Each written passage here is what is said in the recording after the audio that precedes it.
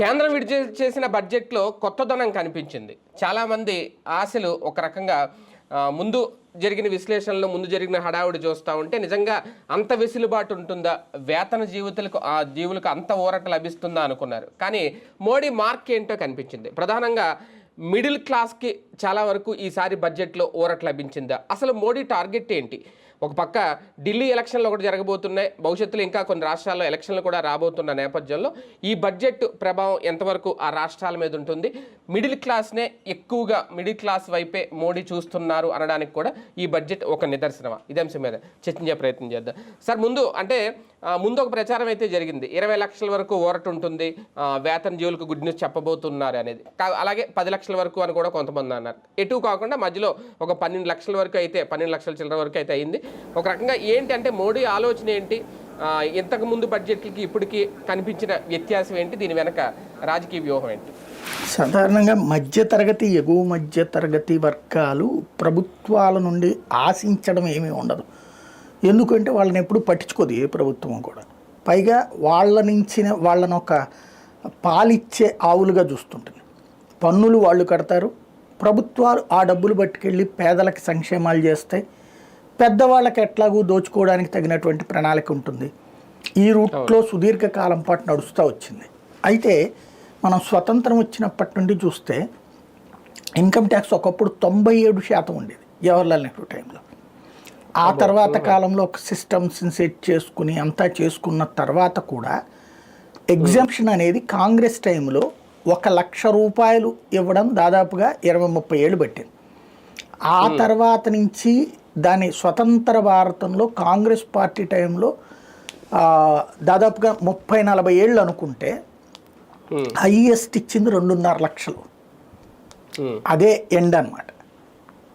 ఇది ఈ 77 ఏళ్ల స్వతంత్ర భారతంలో 62 సంవత్సరాల పాటు కేవలం 2.5 లక్షల ఎగ్జామ్షన్ మాత్రమే భారతదేశంలో మధ్యతరగతికి లభించింది. అంటే ఒక 10 లక్షలు సంపాదించుకుంటే లేదా ఒక 7 లక్షల రూపాయలు 5 లక్షలు సంపాదించుకుంటే కూడా 2.5 లక్షల దాకా ఎగ్జామ్షన్ ఇస్తే మిగతా 2 లక్షల రూపాయలు 2.5 లక్షలకి ట్యాక్స్ కట్టుకునేటటువంటి పరిస్థితి. ఇందులో ప్రభుత్వం వాళ్ళకి ఇచ్చింది ఏమీ లేదు, వాళ్ళు కష్టపడి సంపాదించుకున్నటువంటి దానికి సంబంధించి.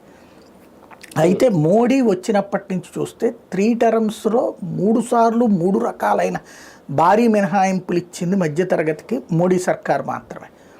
2.5 నుంచి 5 లక్షలు ఒకసారి, 5 లక్షల నుంచి దాదాపు 7 లక్షల దాకా ఒకసారి, అంటే 10 లక్షల దగ్గరగా, అంటే 7 లక్షల దాకా సంపాదించేవాడు పైసా పన్ను కట్టక్కర్లా. 7 తర్వాత 10 లోపుకి కూడా దాదాపుగా ట్యాక్స్ మినహాయింపు. అది ఇంతకు ముందుది లాస్ట్ 2019. ఈ ట్రిప్ 1,00,000 రూపాయలు ఉన్నా కూడా లేదు, 12 లక్షలకి వరకు ఎగ్జామ్షన్. సరిగ్గా చెప్పాలంటే స్టాండర్డ్ డిడక్షన్తో కలిపి 12,75,000 వరకు 10 పైసల పన్ను లేదు. ఈవెన్ 12 లక్షలు దాటి 24 లక్షల వాళ్ళకి కూడా ఒక బెనిఫిట్ క్రియేట్ చేశారు. అది స్లాబ్ సిస్టమ్స్ మార్పులు. ఇదివరకు ఏంటంటే ఈ 10 లక్షలు దాటినప్పుడు ఈ 30% ఉండేది ట్యాక్స్, మీకు గుర్తుంటే కనుక 10 lakhs దాటితే 30% ఉండేది. అది ఎంత నిలువు దోపిడీ ఉంటుందంటే, చిన్న ఎగ్జాంపుల్,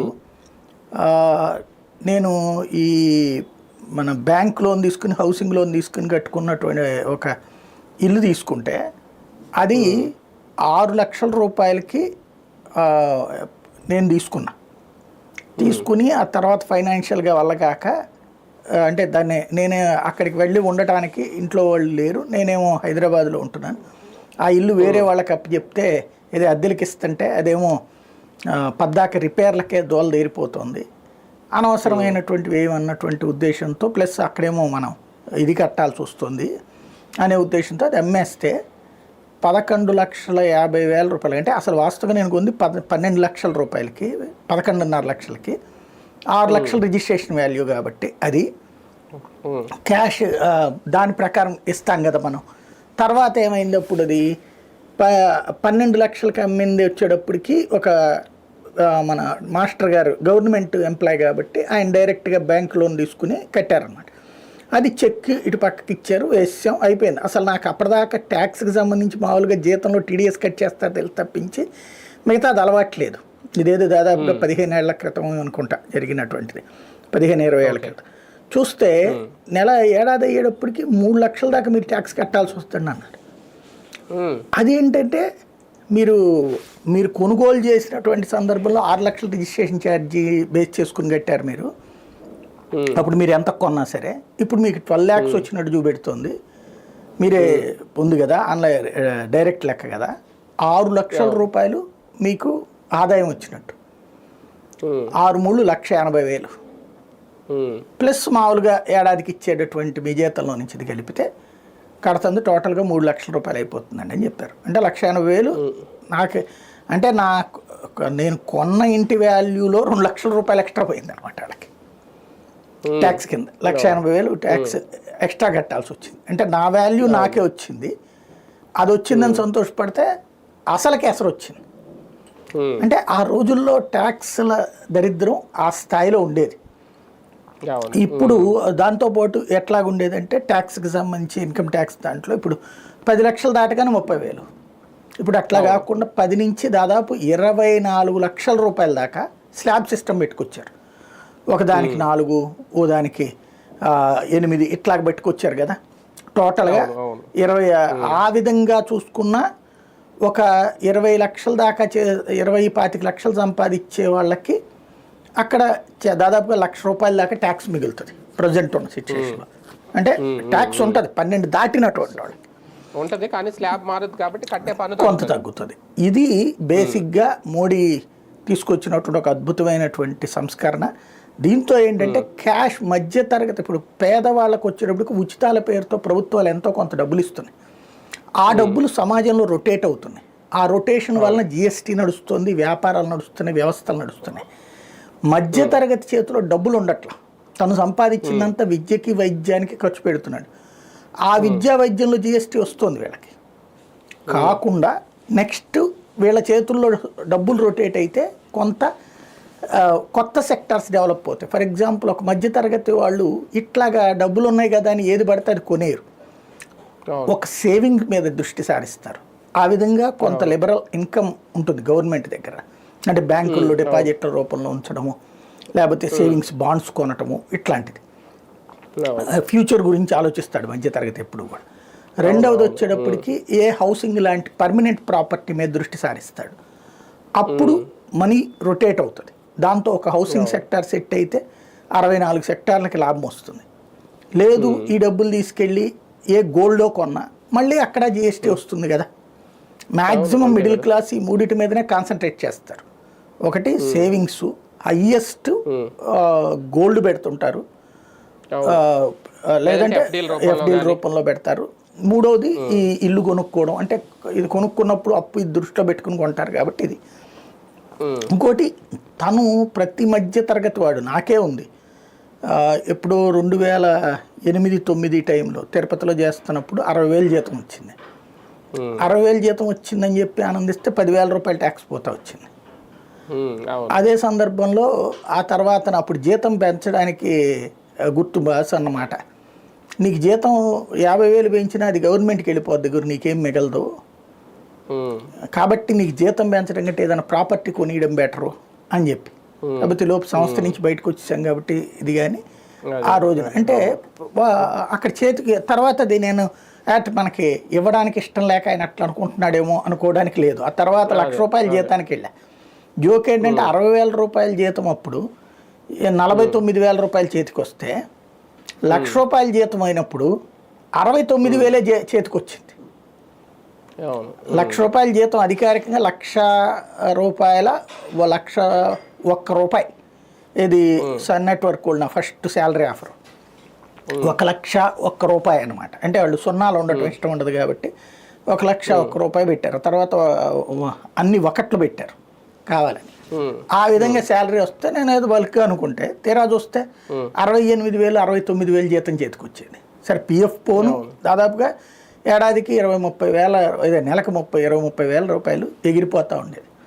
అట్లాంటి చూసుకున్న ప్రతిసారి కూడా కడుపు రగిలిపోతూ ఉండేది. ఎందుకంటే రాత్రి పగలు పనిచేసేవాళ్ళం. అలా పనిచేస్తేనే మనకి ఆ స్థాయిలో అప్పచెప్పడం కానీ ఆ ఉద్యోగాలు ఇవ్వడం కానీ చేసుకొచ్చింది.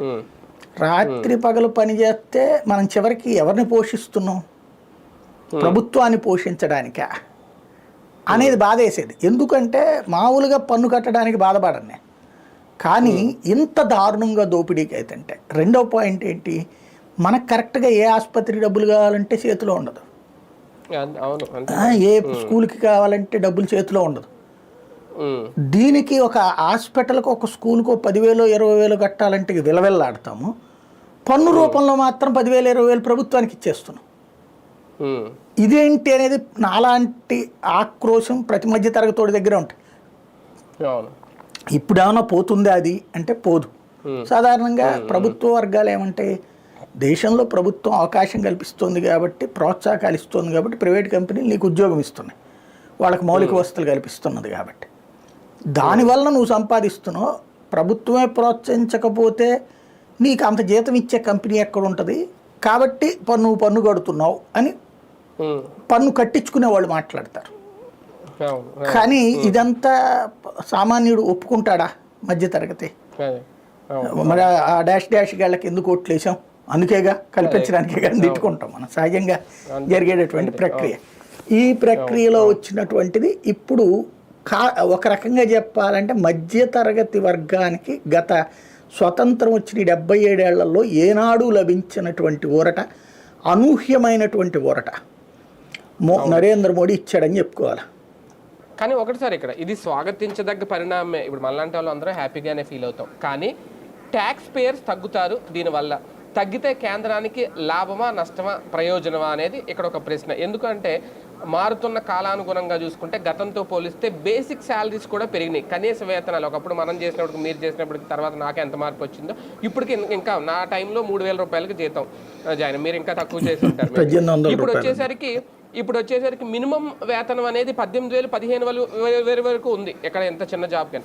అంటే దాన్ని బట్టి ఈ స్లాబ్స్ కూడా మారుస్తున్నారా, లేదు ప్రత్యేకంగా ఒక వెసులుబాటు తీసుకురావాలనే ఉద్దేశంతో మోడీ తీసుకొచ్చారా? అలా తీసుకొస్తే ట్యాక్స్ పేర్స్ తగ్గితే ఒక రకంగా కేంద్రానికి నష్టమే కదా. ఇప్పుడు మా నాన్న మా తాతల టైంలో ఉన్నటువంటి బేసిక్ స్ట్రక్చర్లు పెరుగుతూనే వచ్చినాయి కదా.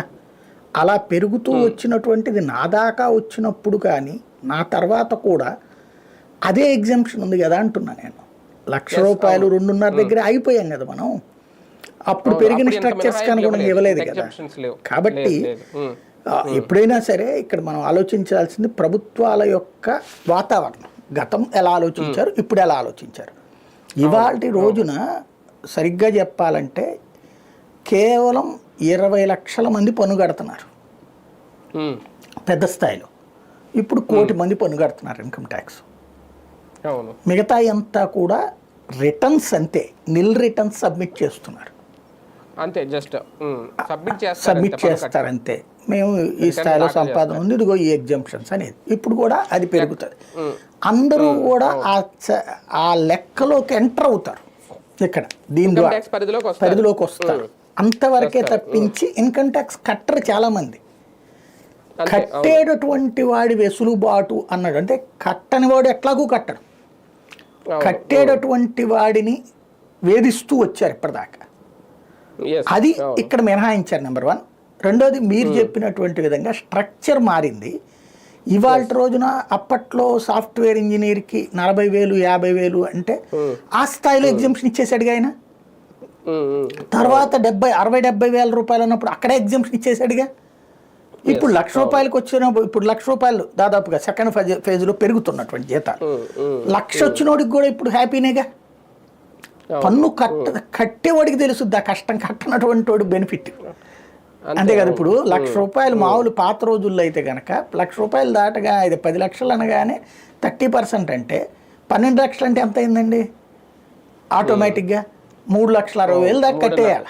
3,60,000 12 3 అంత కట్టించుకుంటూ అంత ఉండేది. ఇప్పుడు ఆ 3,60,000 మిగిలిపోవడమే కదా. 3,60,000 అంటే ఏమన్నా ఆషామాషినా? కాకపోతే తెలివైన వాళ్ళు అయితే నెక్స్ట్ ట్రిప్ ఇంకొక పని చేయాలన్నమాట. ఇక ముందు పన్ను కట్టమని చెప్పి తర్వాత వెనక్కి పంపించడం లాంటిది చేస్తే ఒప్పుకోరని చెప్పి చేసినట్టున్నారు. ఇప్పుడు అదే ఇదివరకు కనుక గ్యాస్ కనుక సబ్సిడీ ముందు డబ్బులు కట్టేసి మళ్ళీ రెట్టేస్తానని చెప్పేసి అట్లాగేమీ చేయనటువంటి తరహాలో ఉండదు. అంటే నొప్పి తెలిసింది ఇక్కడ. మోడీ ఏంటి, నొప్పి తెలియకుండా వసూలు చేసిన విధానాన్ని ఏదో నొప్పి తెలిసేలా వసూలు చేసిన విధానాన్ని రిలాక్స్ చేశాడు. వాస్తవంగా తను నీకు నొప్పి తెలిసేలా చేయాలంటే, అంటే కాంగ్రెస్కి బీజేపీకి ఉన్న తేడా ఇదే. వీళ్ళు ముందస్తు జాగ్రత్త చర్య తీసుకుంటున్నారు.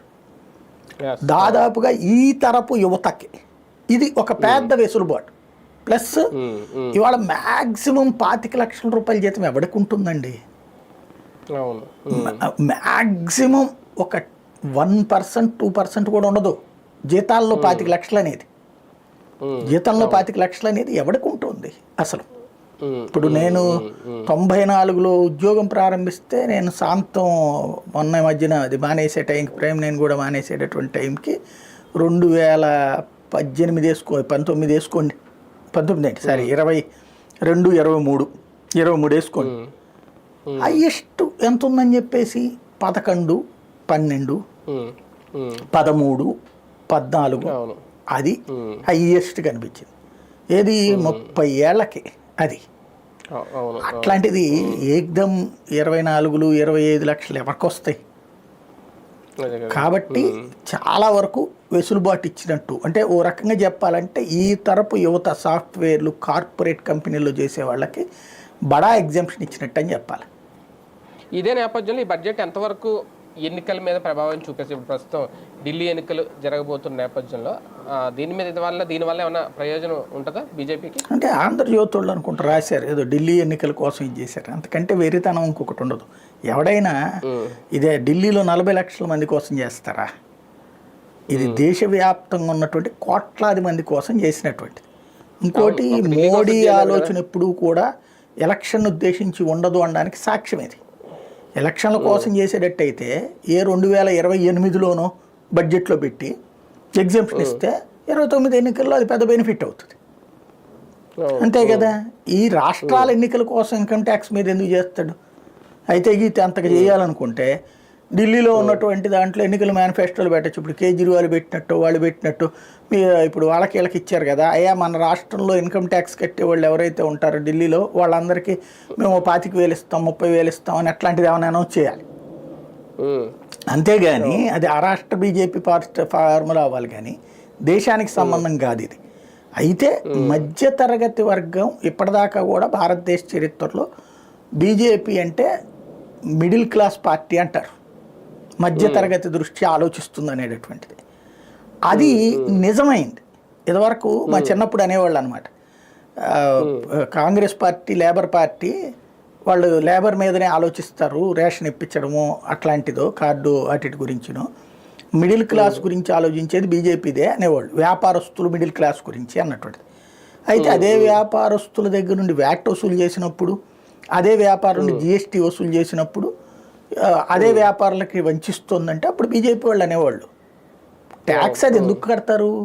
వాళ్ళ జేబులోంచి కట్టరు కదా వ్యాపారస్తుడు, మన దగ్గర నుంచి వసూలు చేసి కడతాడు.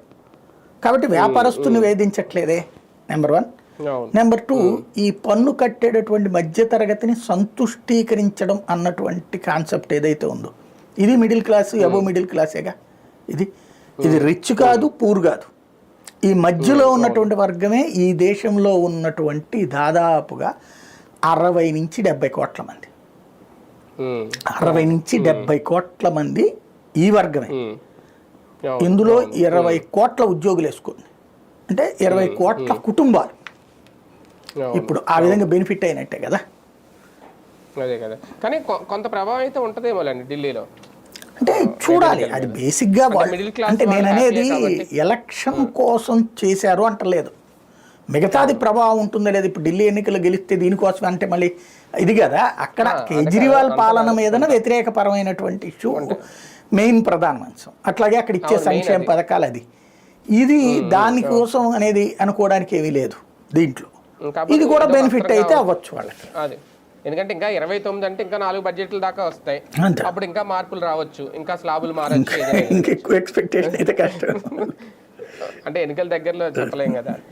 Right, thank you sir. Right, చూద్దాం. మొత్తానికి మిడిల్ క్లాస్కి ఒక మంచి ఊరట లభించినట్టే, అలాగే వేతన జీవులకు సంబంధించి కూడా ఎప్పుడూ లేనంతగా ఒక అనూహ్య నిర్ణయం అనుకోవాలో, లేదంటే మోడీ తన మార్కు చూపించుకుంటున్నారు. నిజంగా మరి భవిష్యత్ ఎన్నికల్లో, రేపు రాష్ట్రాల్లో జరగబోయే ఎన్నికల్లో ఎంతవరకు ప్రయోజనం తెచ్చిపెడుతుంది ఈ నిర్ణయం. మొత్తానికి ప్రజలంతా హ్యాపీ అయితే, హర్షం అయితే వ్యక్తం చేస్తున్నారు ఈ నిర్ణయం మీద.